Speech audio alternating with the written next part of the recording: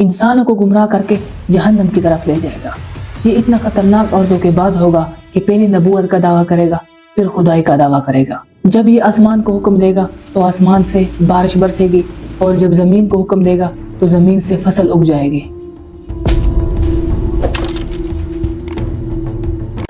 नबी करीम सल्लल्लाहु अलैहि वसल्लम ने फरमाया, हज़रत आदम अलैहिस्सलाम से लेकर ता क़यामत जितने भी फितने आएंगी, उनमें सबसे ख़तरनाक फितना दज्जाल है।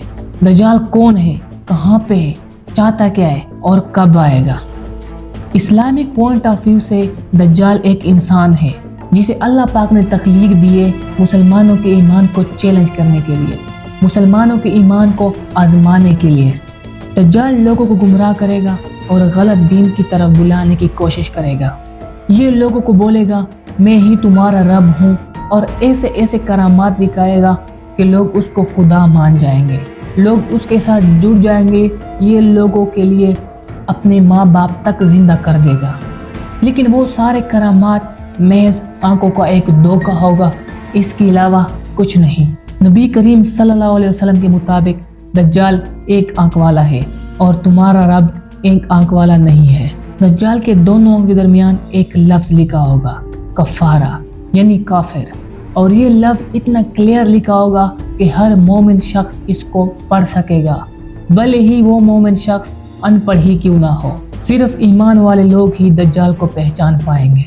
नबी करीम सल्लल्लाहु अलैहि वसल्लम के हदीस के मुताबिक दज्जाल मशरिक में खुराफान से आएगा, और वो अकेला नहीं आएगा, उसके साथ 70,000 यहूदियों की लश्कर भी आएगी जिन्होंने बड़े बड़े ईरानी कंबल ओढ़ रखे होंगे। दज्जाल इस दुनिया में आएगा और इतनी तेज़ी से सफ़र करेगा कि वो हर जगह पर पहुंच जाएगा सिवाय मक्का और मदीना मुनव्वरा के। दज्जाल 40 दिनों के लिए इस दुनिया में आएगा। उसका पहला दिन 1 साल के बराबर होगा, दूसरा दिन 1 महीने के बराबर होगा, तीसरा दिन 1 हफ्ते के बराबर होगा, और बाकी दिन आम दिनों की तरह ही होंगे। दज्जाल एक चमकदार गधे पर निकलेगा और उसके गधे के दोनों कानों के दरमियान का फासला 40 हाथ होगा। ये अपनी 70,000 फौज को लेकर अबू इराक के ठेली पर ठहर जाएगा। वो इतनी बुलंद आवाज़ से सबको पुकारेगा कि उसकी आवाज़ ज़मीन और आसमान के दरमियान तमाम मखलूक को सुनाई देगी। फिर दज्जाल इनको बोलेगा कि मेरी इबादत करो, मैं तुम सबका रब हूँ। वैसे तो दज्जाल के बारे में कई अहादीस है, लेकिन एक हदीस में उनकी लोकेशन के बारे में एग्जैक्ट हिंट्स मिलते हैं। एक दिन एक ईसाई नबी करीम सल्लल्लाहु अलैहि वसल्लम के पास आया और उसने इस्लाम कबूल करके एक वाक़या सुनाया। उस ईसाई ने बताया कि मैं और मेरे साथी अरब के समंदर में मशरिक की तरफ रवाना हो गए कि अचानक समंदर का मौसम बदल गया और हम अपने रास्ते से भटक गए। 1 महीने तक भटकते भटकते हम दूर एक आइलैंड पर पहुंच गए। वहां पर हमारी मुलाकात एक अजीब सी मखलूक सी हुई जिसके जिस्म पर बहुत बड़े बड़े बाल थे, और उसने हमें अपना नाम जस्सासा बताया। हमने उससे पूछा कि तुम कौन हो? उसने हमें बताया कि मुझे छोड़ो और वहाँ दूर जाकर एक मंदिर है, वहाँ पर एक शख्स तुम्हारा शिद्दत से इंतज़ार कर रहा है। मंदिर जाकर हमने एक शख्स देखा जो जंजीरों में बांधा हुआ था। उसने देखते ही हमसे सिर्फ 3 सवाल पूछे कि मुझे बेसान के दरख्तों के बारे में बताओ, क्या उन पर अभी भी पल उगते हैं? हमने बोला जी हाँ, बेसान के दरख्तों पर अभी भी पल लगे हुए हैं। उसने हमें बताया कि बहुत जल्द वहाँ पर कुछ भी नहीं होगा। फिर उसने हमसे पूछा कि मुझे लेक ऑफ दवरिया के बारे में बताओ, क्या वहाँ पर अभी भी पानी मौजूद है? हमने बोला जी हाँ, वहाँ पर बहुत सारा पानी मौजूद है। उसने हमें बताया कि बहुत जल्द ये भी खुश्क हो जाएगा। फिर उसने हमसे तीसरा सवाल किया कि मुझे आखिरी नबी के बारे में बताओ, उसने अब तक क्या किया? हमने उसे बताया कि नबी करीम सल्लल्लाहु अलैहि वसल्लम मक्का से मदीना हिजरत कर चुके हैं। फिर उसने कहा क्या वाकई यसरब मदीना आ चुके हैं? ये कहने के बाद उसने फौरन बोला अब मैं बताता हूँ कि मैं कौन हूँ, मैं दज्जाल हूँ। बहुत जल्द मैं अपनी कैद से आज़ाद हो जाऊँगा, फिर दुनिया के तमाम इलाकों में जाऊँगा सिवाय यसरब यानी मदीना के।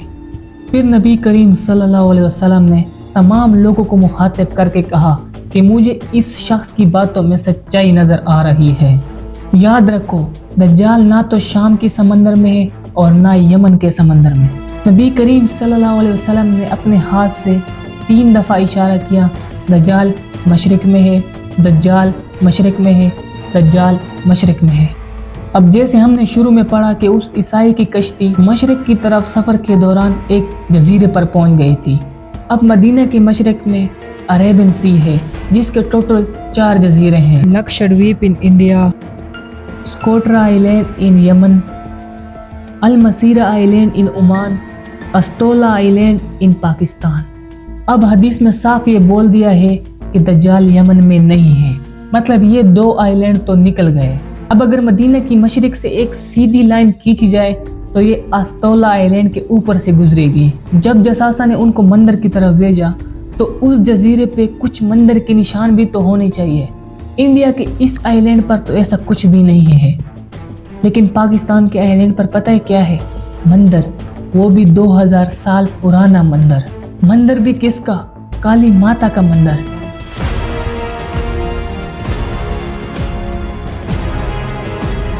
जो हिंदुओं की सबसे खौफनाक और खतरनाक देवी मानी जाती है, जो दिखने में ही बड़ी खतरनाक लगती है, उसके जिस्म पे बहुत बड़े बड़े बाल होते हैं। अब जैसे कहानी के स्टार्ट में हमने पढ़ा कि उन लोगों की मुलाकात जजीरे पर एक अजीब सी मखलूक के साथ हुई, जिसके जिस्म पर बहुत बड़े अजीब से बाल थे। और हिंदुओं की ये काली देवी भी बिल्कुल उसी तरह है, इसके जिस्म पर भी बहुत बड़े अजीब से बाल हैं। हो सकता है इस काली देवी को जसासा से इंस्पायर होकर बनाया गया हो। अगर आप अब उस अस्तोल आइलैंड पर जाए तो वहाँ पर आपको दज्जाल नहीं मिलेगा। पता नहीं वो आज़ाद हो गया या नहीं, लेकिन कुछ लोग बोलते हैं कि दज्जाल अब भी इस दुनिया पर मौजूद है और हमारे बीच में है। और कुछ लोग तो एलोन मस्क को भी दज्जाल बोलते हैं।